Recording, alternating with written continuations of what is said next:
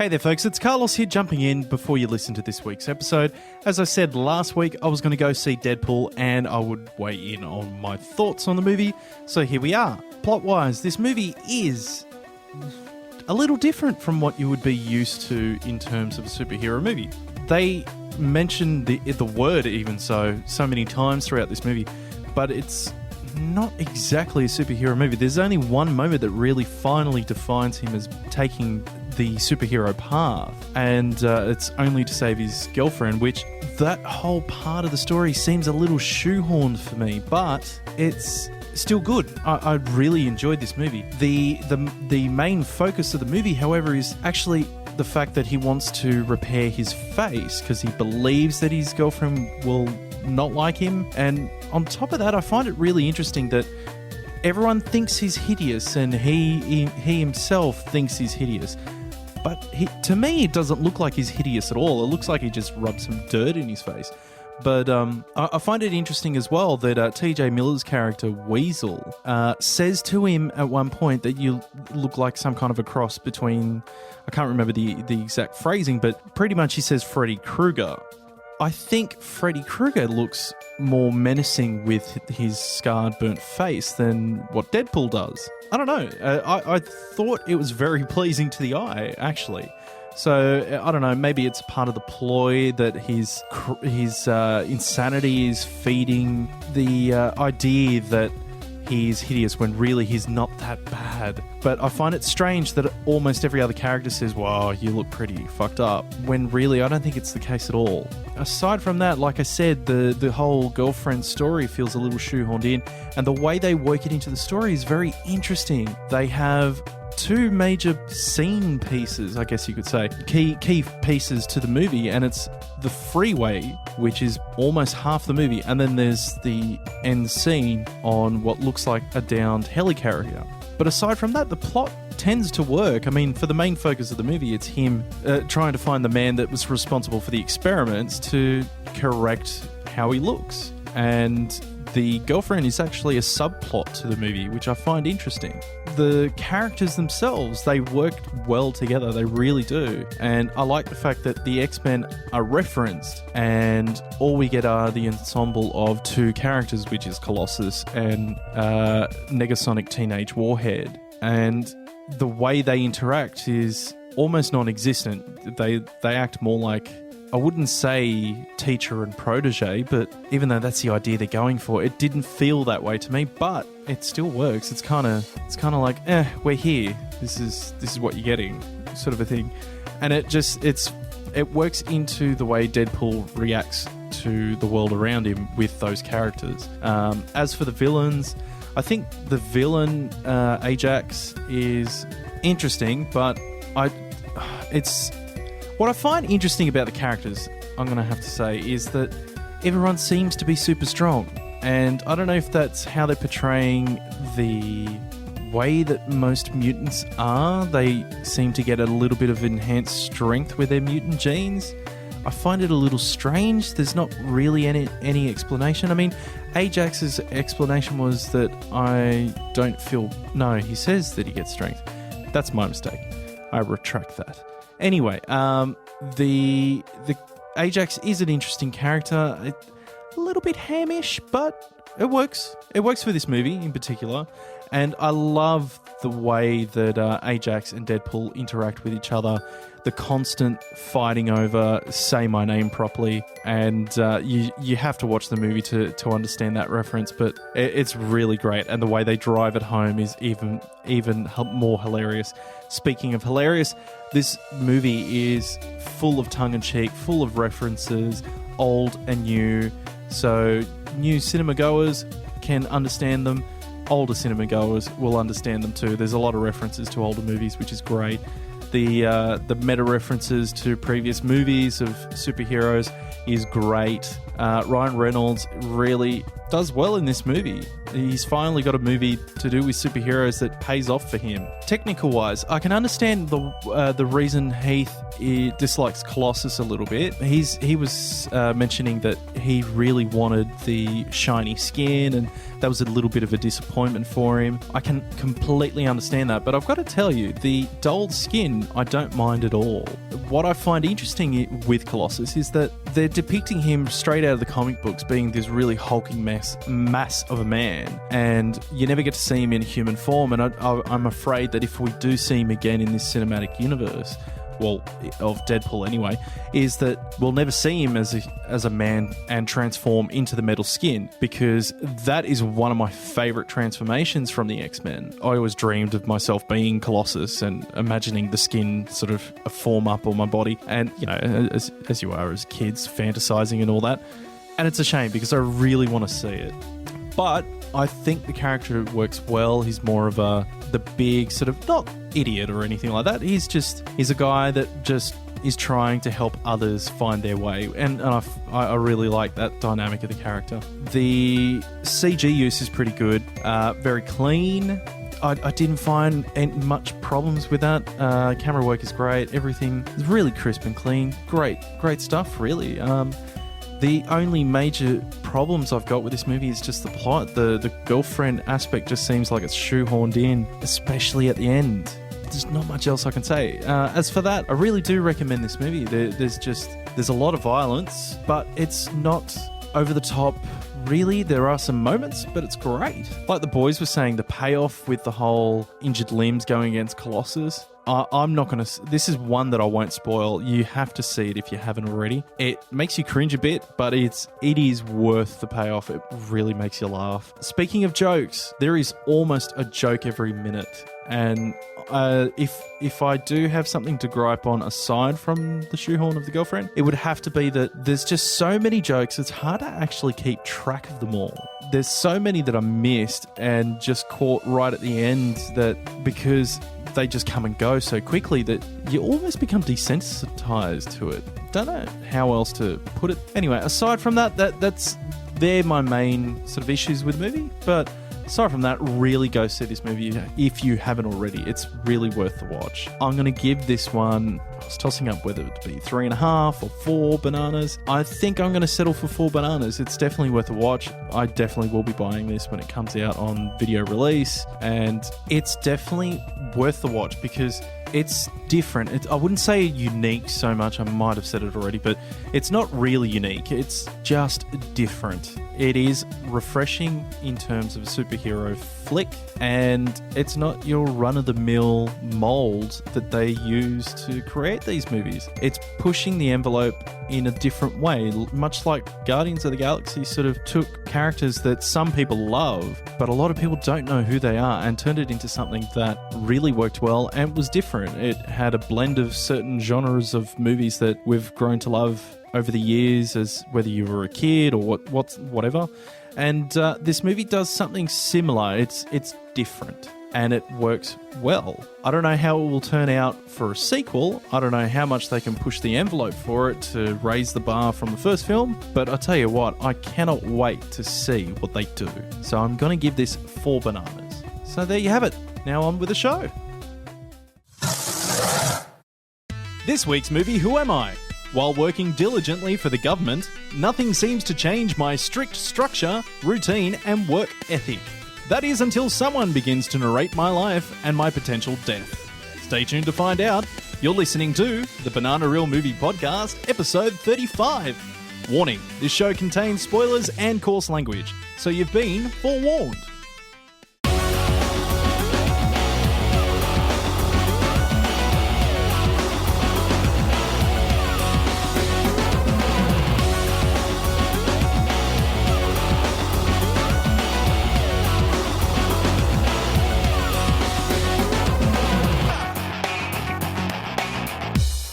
Hey there, folks. We are the Theatre Gorillas. My name is Carlos. I'm Heath. I'm Dan. I'm Lee.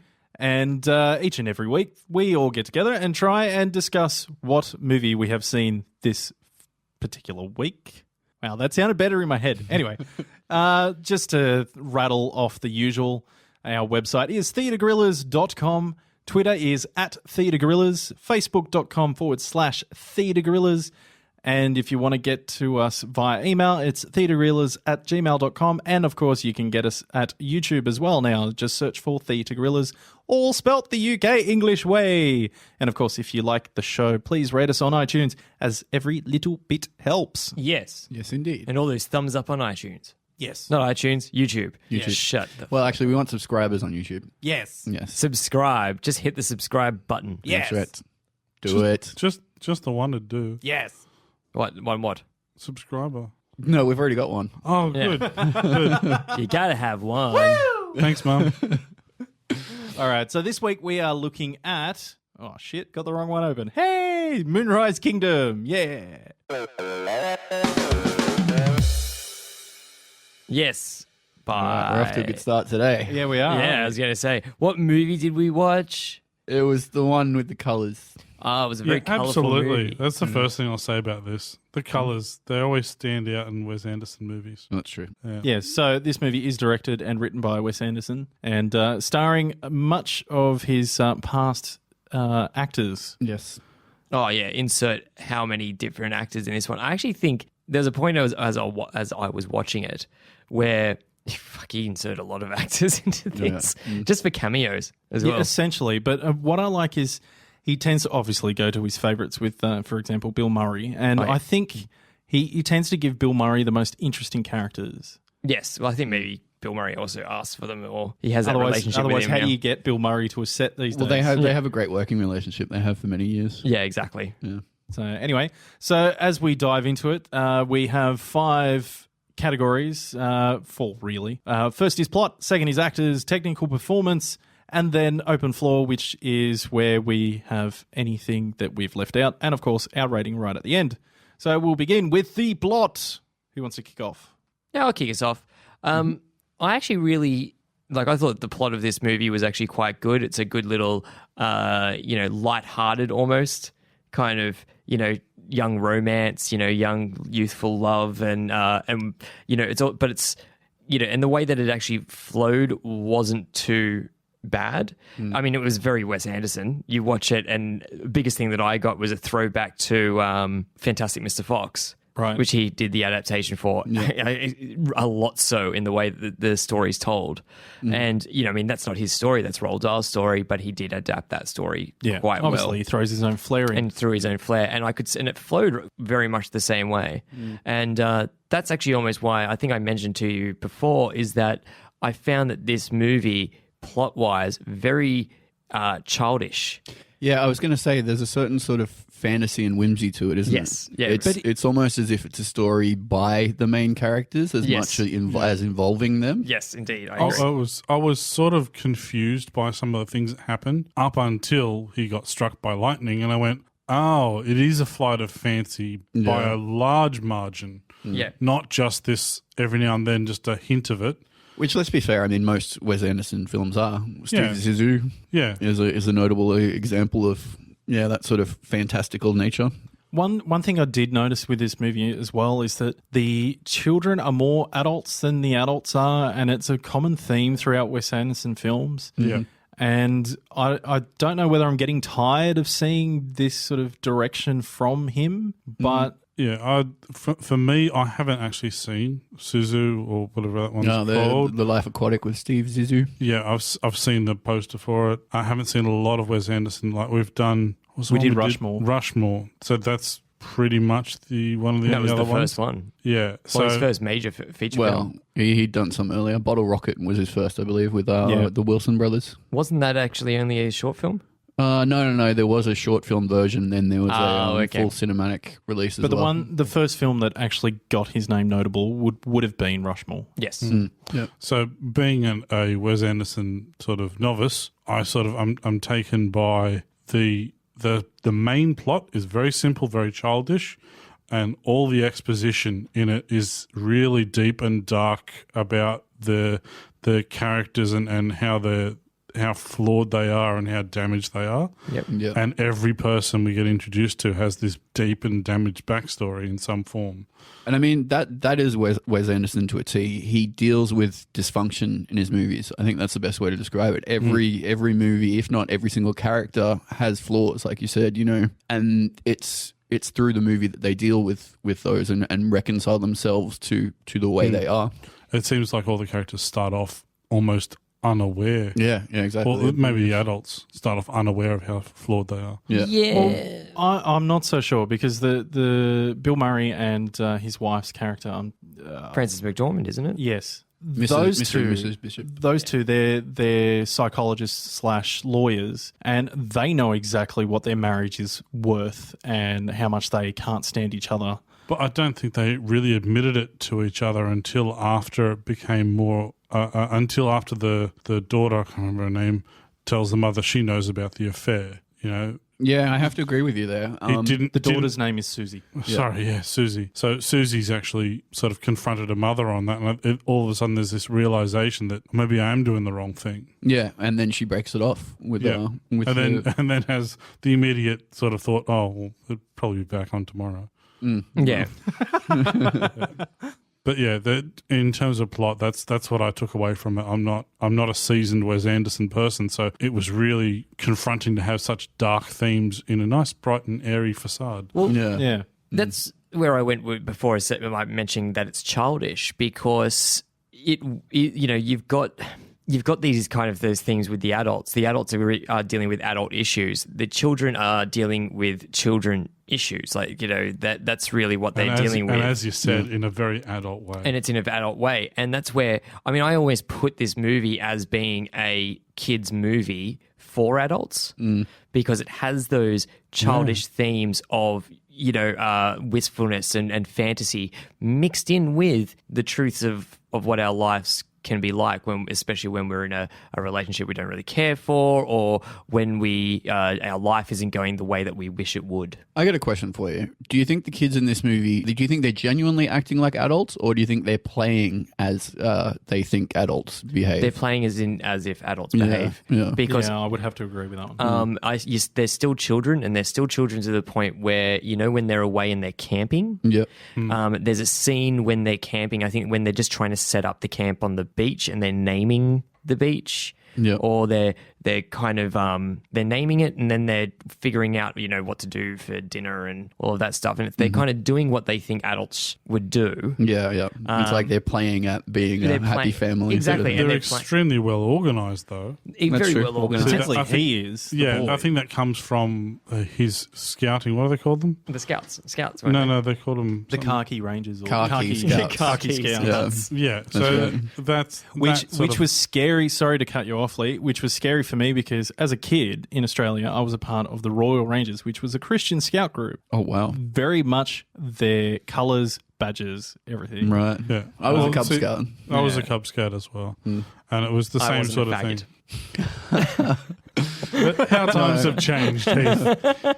The plot is really something that is a lot deeper than I would have thought was going to come out of something like this. But again, from watching Rushmore, that same sort of thing happened. It started off very bright and airy, and Same with in Royal Tenenbaums, a lot of his movies. He's very good at getting deep, dark. Well, not dark, but sometimes it is like deep human themes into a lighthearted manner. And that's what I love about Wes Anderson movies is the darker themes sort of. They roll over you as you're watching the film. They don't throw it all at you at the beginning. Wes doesn't like set it all up at the very beginning of the movie. No. It's slow, gradual, like in Royal Tenenbaums. Yeah. It's sort of about halfway, 3/4 of the way through, you realize Gene Hackman's a monster. Yeah, exactly. You know? Yeah. And even in this as well, sorry if we have to move on, but it's more the fact that he's an orphan and how tragically he became one. And and they don't really mention that until about 10, 15 minutes in. Exactly. Yeah. Like even longer, I believe. Well, speaking of the characters, I find it, you said it before, Heath, that they're children acting, trying to act serious with children-like themes. Yeah, children trying to act like adults. Playing at being adults. Yeah. But with child issues. Yeah, exactly, but with child issues. I don't quite agree with that because speaking of the orphanage, like the fact that Sam, the main boy, is an orphan who feels like he was left all alone and he's so angry. It's not, I don't find that childish sort of ideals No. at all. And particularly the girl, Susie, she is so broken. Like, she just is angry at the world for anything. But that's when Heath says it's childish themes, I'll put my spin on it. It's the 12-year-old themes. Like, the girl is going through her change in puberty and her emotions going nuts. Granted, And he's dealing with his lack of parental figures by trying to adapt as best he can. And it's obvious he's taken something from either movies or just adapting these other power figures in his life to create this very serious and very organised persona that he puts on. But are they really dealing with the issues? I thought the whole idea was they were trying to escape their problems. That's Yeah. what the kids are trying to do. Yeah. They're trying to get rid of it. That's why they're running away. I'm saying that the construct they've got now, Right, yeah. who they are to get to the point where they want to run away, was this, you know. I would even go as far to say that Sam's character, his complexities are from the fact that, as you find out through the course of the movie, he is an orphan, and the foster parents don't even want him back because he's constantly getting into trouble. And it's like as if he's purposely putting these barriers to get into trouble because he just knows that it's not going to last anyway. And so that's who he is. But this particular chance of, this particular moment in his life, he's ended up in the Scouts and he's found something that he actually likes to do. So he's been good at doing the certain things that you do in the Scouts to earn those merit badges, and he's just accustomed to it and has, grown with it. Yeah, I think maybe, just listening to what you're saying, I think maybe he's actually shut down emotionally because of that loss, and that's why the other kids can't relate to him. Quite possible. He's very serious. They said he's mentally disturbed, but we don't really get an example of why they think that. I think it's probably he's just emotional disconnection from them. And as well, that's what kids, when someone's strange or different, yeah, it's like, they're odd, they're, and they're disturbed. they'll use big words that they've heard like psycho or... Yeah, exactly right. Without actually truly understanding the connotation or the context, I should say, is which those words apply. Although in this movie, it boggles my mind, not boggles, but it's really in your face with the fact that when Sam and Susie go and try to run away, the rest of Sam's scout troop Hunt him down with weapons with the intention of maiming him. That's still a kid. See, that's still a very, and I think that's a throwback to Lord of the Flies. Also, you go back to, even things like Stand By Me and movies like that, but also those stories of how things were back. Kids used to play with those sort of things, and it used to be kind of fine. Granted, the movie is set in 1965. Yeah, and so it's kind of, were they intending to maim him? Probably not. They were just thinking they openly say it. It's like, we are not going to look for him without weapons. We're not. But that's because they were afraid I'm of not him. going to be the one who turns up to find him without something. Yeah, that's right. And then they all take something. But then Which then brings me to the question of, there is one child in the scout group who is missing an eye. He has a patch over his eye, and there's no actual explanation as to why he's... Doesn't he have a lazy eye? No, they call him lazy eye. because of the patch. Yeah, but then the question is, did Sam do that to him? See, the thing is, though, the reason why I bring that up is because if you That's have how you treat it. that's how you treat a lazy eyes with an eye patch. Okay. So you put it, because you do that to strengthen the lazy eye. Okay, well, that throws my theory out the window. Because aside from that, they're just hostile to him at the beginning for no reason. I think what we're getting, the idea is that the kids are just hostile. They just want an outlet for their ability to make weapons. They want to use them. They want to be powerful. I think it's just kids being kids. Kids will alienate weakness. Yeah, and they'll get rid of it. Like they basically wanted to scare him off, and he's saying, "Well, if you want to scare me off, you didn't need to follow me." And he says, "No, but we enjoy intimidating you." Basically, yeah. Now it didn't turn out that way. Their turnaround later in the film, when they realise that Sam and Susie are actually in love. Yeah. Did we sort of believe their sort of turnaround? I think there was that maybe a bit of self-realization that, we're supposed to stand for something as scouts. We got a bit carried away. The ringleader, And the I was one that gonna was say- actually hyping him up, was taken out rather brutally. Yeah. And they no longer had that dissenting voice. They came back together as proper khaki scouts. Yeah, I think that it was more, and that, like you said, with that character, the kid, the ringleader kid, who was actually the more aggressive of them all. And I think that just shows as well when you've got that kind of herd mentality, you've got that one overarching voice that sways everyone. They didn't all really want to hurt him. That's why I'm saying, like, where I say they didn't really want to hurt him, but they had that. I think they were just really inkling. proud of the weapons they had. Oh, totally. And They do with the spiked log. yeah, Geez, that was a bit of work, wasn't it? exactly right. So yeah, Too bad they don't know how to use their weapons, though. Yeah, they failed. They killed their spectacularly. own dog. Yeah, I that's know, pretty that shit. was so sad. They killed the dog. But yeah, like it just, I think once you take away that, and that's also a childish thing as well. You get a group of kids together. You get that one who decides to do something stupid, and the rest follow. Yeah. You know. Oh, it's happened heaps of times when I was growing up. Just one of my mates was always the one to grab a stick first. Yeah, exactly. And then you grab a stick. Everybody and gets everyone grabs a stick. gets hit with sticks, and then somebody gets it in the eye, Yeah, or in my case, in the side of the head. yeah. Ouch. Yeah. Jeez, I wonder why kids don't play like that so much anymore. Anyway, Political correctness gone mad. it's too far. Too far.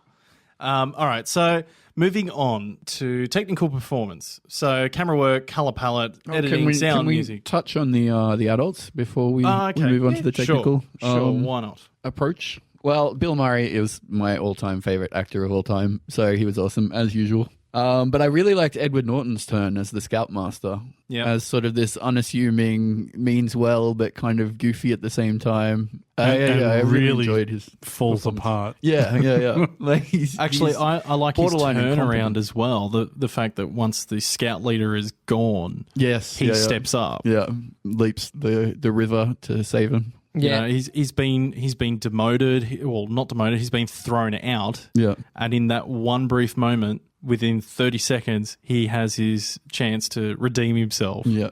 But I think that sort of echoes what the kids ended up doing earlier on, like the fact that they had a change of heart, but also just went back to what the scouting was about and just came back to their training or their roots, and that sort of showed his good influence on them as well, despite the fact that there was all this haywire sort of madness about these two kids running away and then the entire scout troop disappearing as well.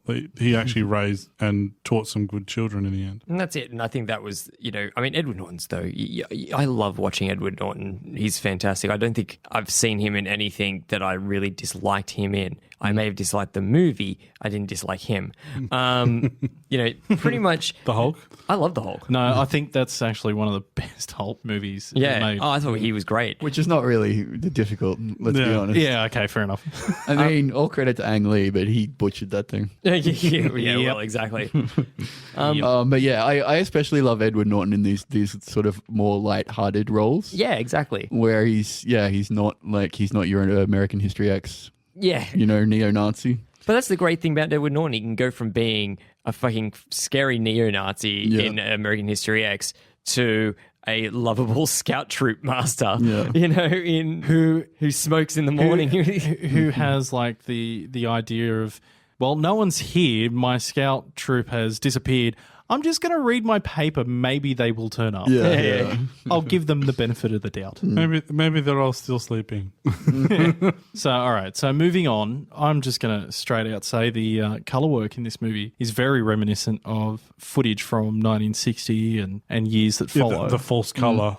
Like they've actually gone in and recolored something, or they've used a certain process that makes really bright colors. And even, I don't know about you guys, but I saw this on Netflix, and some movies are crisp, other movies aren't so much because you're watching it through a stream. But for me, there was even a slight graininess to the footage itself. Like some moments were nice and crisp, and others were played to the actual era. You mean like the silhouetting, like that scene where they're in the bell tower? That silhouetting I found, and the dark night shots were quite grainy. Yeah. And then that silhouetting was, to me, it was just a really cheap cardboard cutout hanging off the silhouette. And I thought that worked quite well, and it was a hark back to, early... I'm trying to work out whether or not that would have 60s. been because he filmed on analog film or whether or not it was done in post-processing. I wouldn't imagine he would have done it in post. So it was probably a relic of the fact that it was shot on traditional 35mm as well. Because it looked like the guy that was doing the narration Yeah. His stuff looked like an old documentary camera. Yeah. So they may have used that for some of the night shots for whatever reason. But yeah, it did look a bit different at night. I always like just with when you talk about technical, when he in this film anyway, when he does certain cutaways. Yeah. You know, it's like cut to next scene or cut to something else that's going on. Like with the interview with the guy who's narrating, talking about the storm that's coming through. Yeah. Like that quick cut to him, and it's really well set up, and that he's standing there and it, like he's a news reporter. It's a completely different composition. Exactly, It compared jumps to a stereotypical composition. Exactly. And I really like that because I think it's a nice little bit of filmmaking. I think it looks good. It changes it up. I loved all the tracking shots he was doing in the beginning, like it was obviously rails of some kind across through all the rooms, doing his 360 around, all dolly work. And then he did a reversing shot through the kitchen table, and then was that Bill Murray just lays the table down after the dolly's gone through, and then sits there. I thought that was just a weird thing to do, and I went, oh, okay, yep.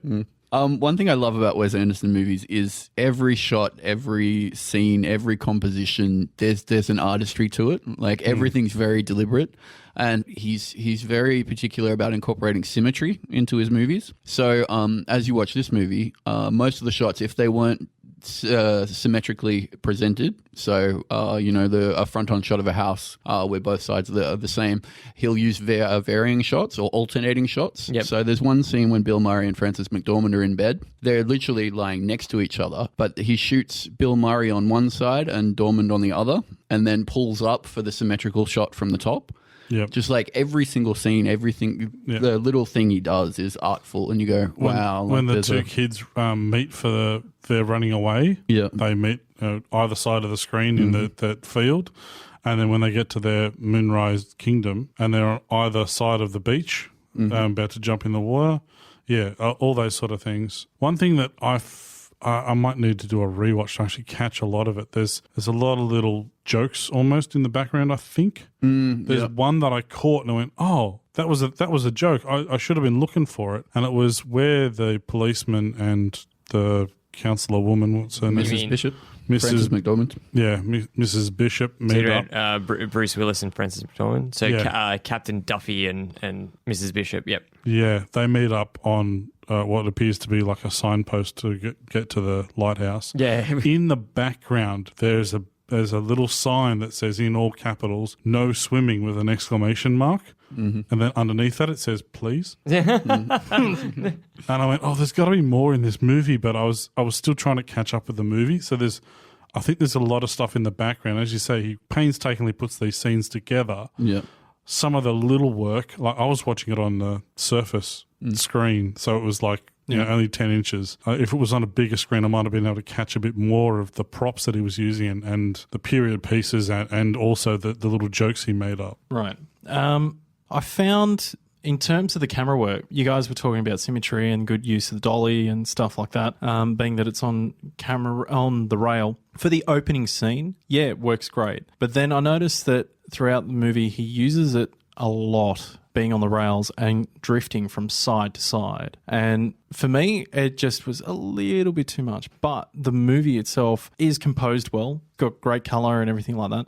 The sound work, very cool. The music in particular, like I love the use of music through this movie. It always sort of brought out the emotion of the two kids in particular when they're doing their adventure through the island and trying to get to the beach. And in particular, once they get to the beach, the music helps drive home the emotion that these two kids, even though they're in love, they don't even know what love really is.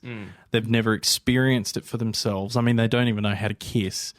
And I like that. So innocent. Yes, there is a huge amount of innocence in this movie. But you can touch my chest. What actually? That too. Exactly. Actually, what I loved, if we're going to go there, what I loved is when they hug and she just openly says, "Wow, it's hard." He goes, "Sorry, I hope you don't mind." And it's like, okay, what do we do with it? Like nothing. Like it's just what's happening. Okay, fine, no worries. Yeah, they seem to get over that stuff really quick, and it speaks to two people that are quite mature or at least just accepting. Actually, I think as well, it's also meant to be, it's not meant to be sexual. Yes. Like, so even you can touch my chest, it's not meant to be, in a sexual manner. It's meant to be in a more, in a sense, discovery manner.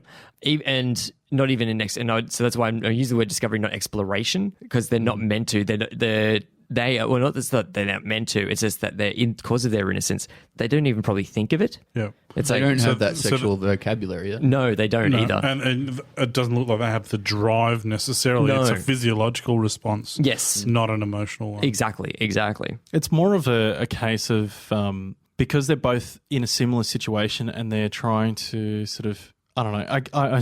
Even though they say they love each other at some point, I think it's more of an exploration of I have a real friend.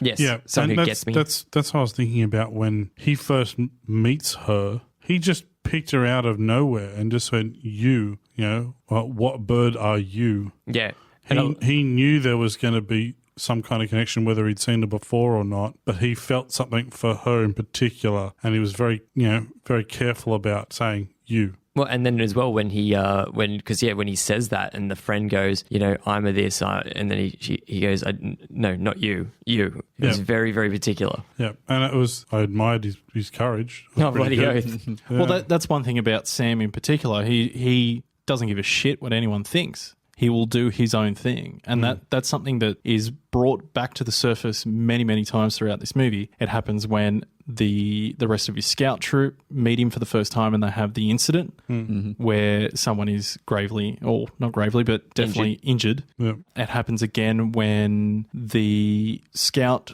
troop change their mind and decide to help, and it's like, we're going to spring you out. And it's like, well, I honestly can't give a fuck, and I'm not going anywhere without her. Susie, yeah. And again, when they're getting married, even though it's not a real wedding, but it happens there again, and in particular when he needs to get her binoculars back. And he basically takes on the entire camp. Yeah, I think when they left the chapel for the first time, there was a difference in his stance.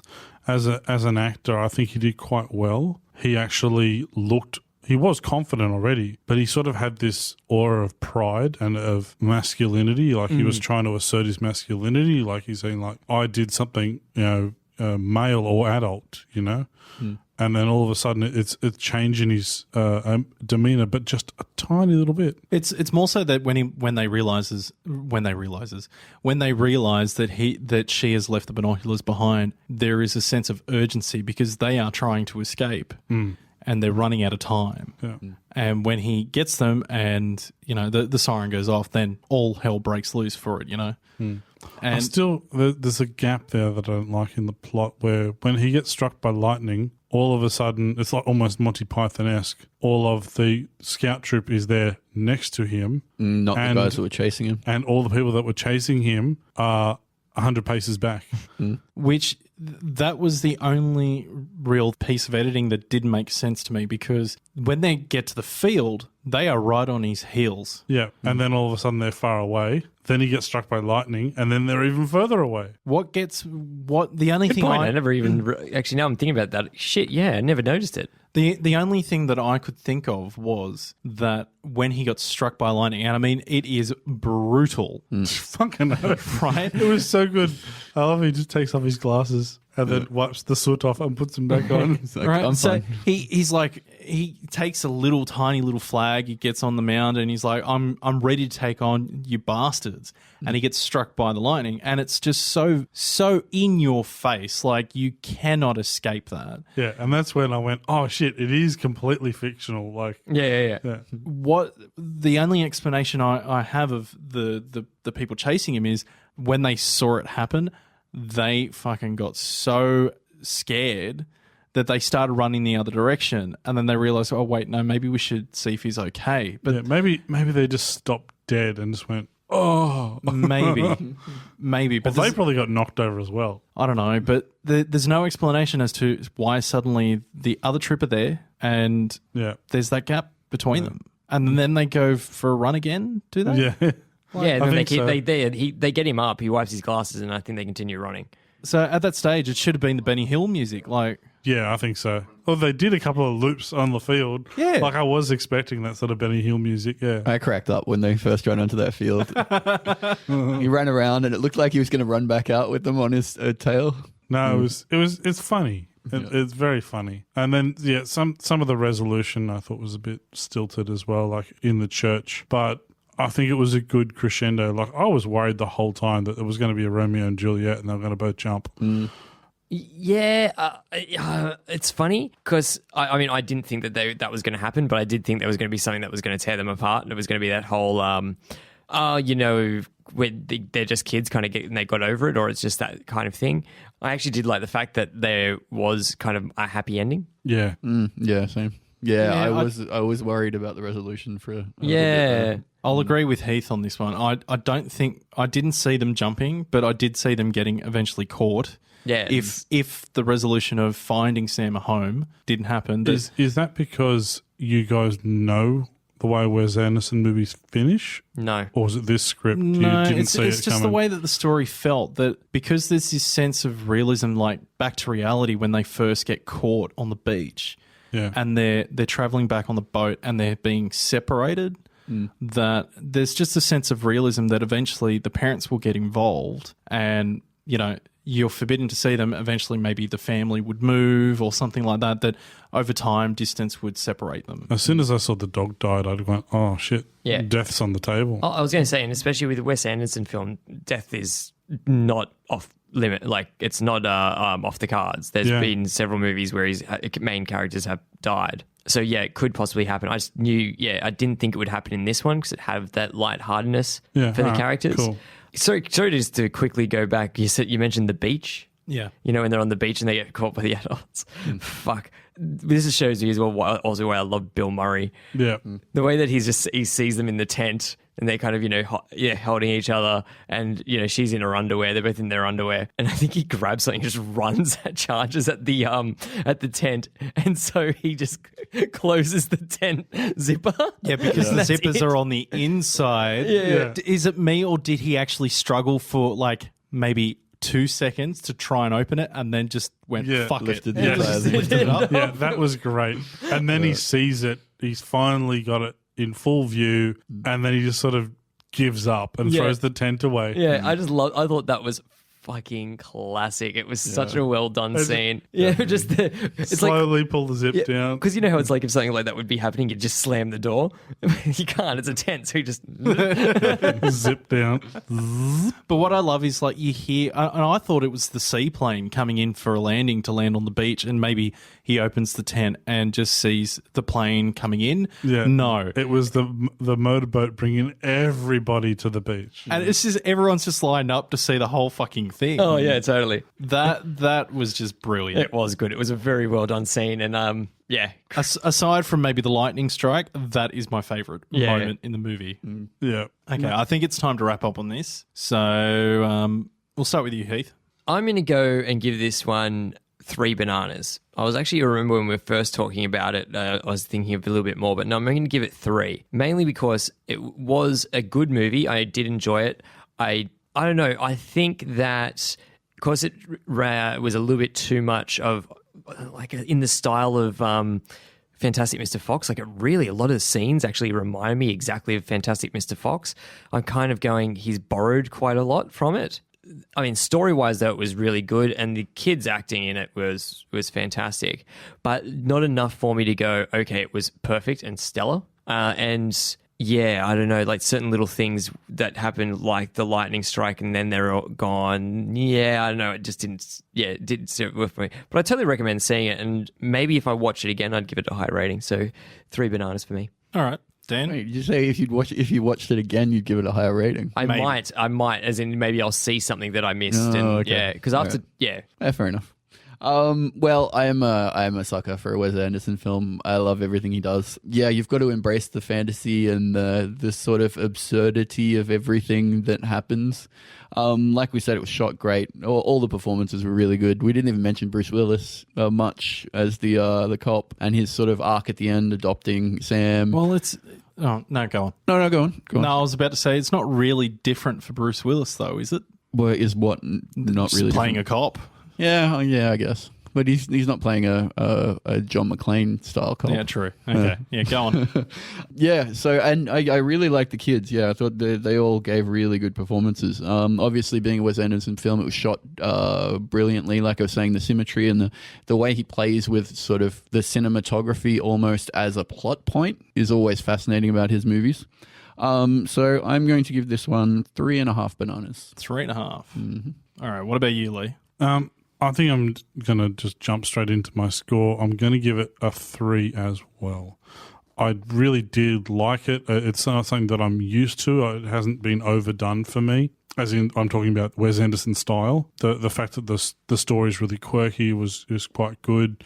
The social worker I thought was a weird sort of character. Like she just they had the idea that they weren't allowed to be together as the evil in the story, and then all of a sudden they added the social worker as well to make it not just they're not allowed to be together, but they're going to destroy this kid. And I thought that was way too extreme. I didn't understand why he needed to be beaten when he was down. That was pretty brutal. But I guess that was just a thing to sort of kick Bruce Willis's character into gear, and make him actually say, "No, I can provide better than this twisted system." But yeah, in terms of why I gave it a 3, not a 5, for instance, I think it would come down to it just didn't seem like it broke that much new ground. Yeah. It felt a lot like some other quirky movies that I've seen. Like it wasn't new in that way. It was a nice story. It was well told, but it wasn't new.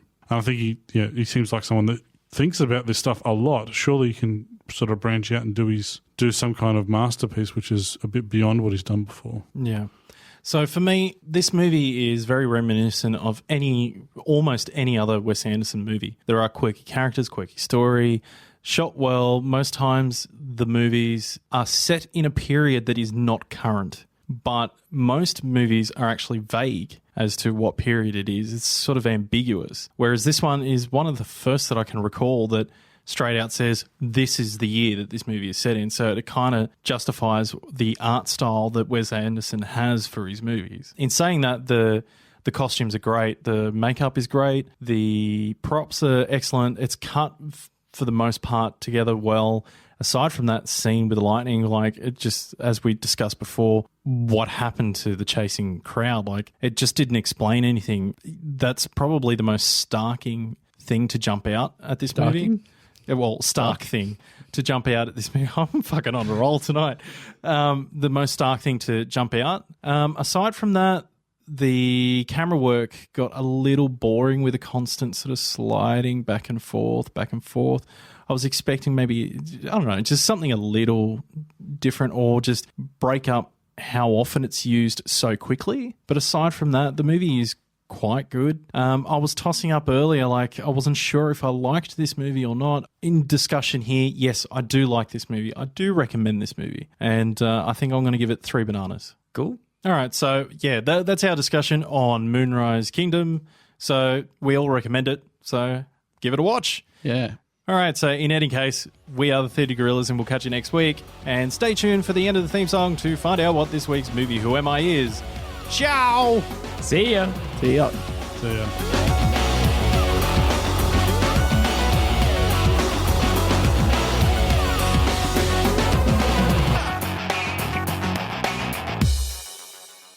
All right, so you've stayed on for the end of the theme song to find out what this week's movie Who Am I is, and the answer is Groundhog Day. Jesus Christ, Heath.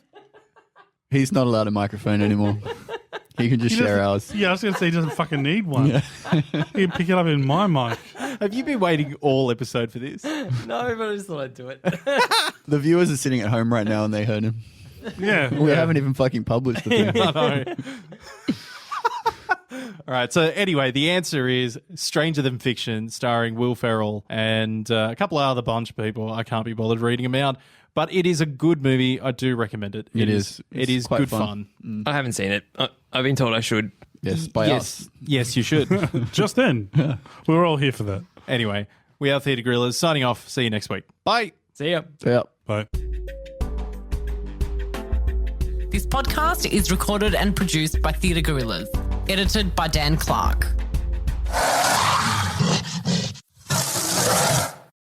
Groundhog Day.